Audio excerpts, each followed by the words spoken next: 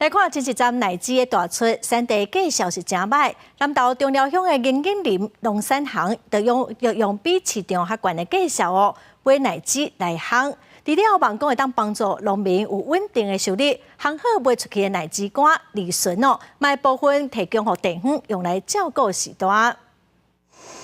甲规罐的紫米奶鸡整做一粒一粒，送入去银景灶内底烘。南投中寮乡银景林农产行10多年来拢会定期收购农民的奶鸡，采取茶烧的方式烘出好食的奶鸡肝，特别捧起真受消费者的欢迎。不过，这烘的过程有影了时搁了工。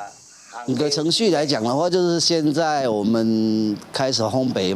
嘛，哈，那开始烘焙好之后，我们会再让它籽里面的那个水分再跑出来，那个水跑出来之后，我们就可以就再进行大概5天的日晒，预计大概要13天到15天，好，因为我们这个是慢慢的哈，用低温去烘焙。今年奶鸡的制作期拄好等着开花。久无落雨，致使奶鸡顺利开花调果，不过大出来时定定有米卖无价。今年奶鸡的介绍剩无到1年的一半，农产行为着要协助农民有稳定的收入，决定用比市场更较悬的介绍，扩大收购大出的奶鸡来烘。今年的奶鸡吼，因为价位较低吼，所以讲阮今年的利润吼是讲要加烘一寡，较早拢一斤拢70、80。今年这30-40块呢，所以讲咱希望讲加烘一寡，加生产一些。咱卖用价位稍微降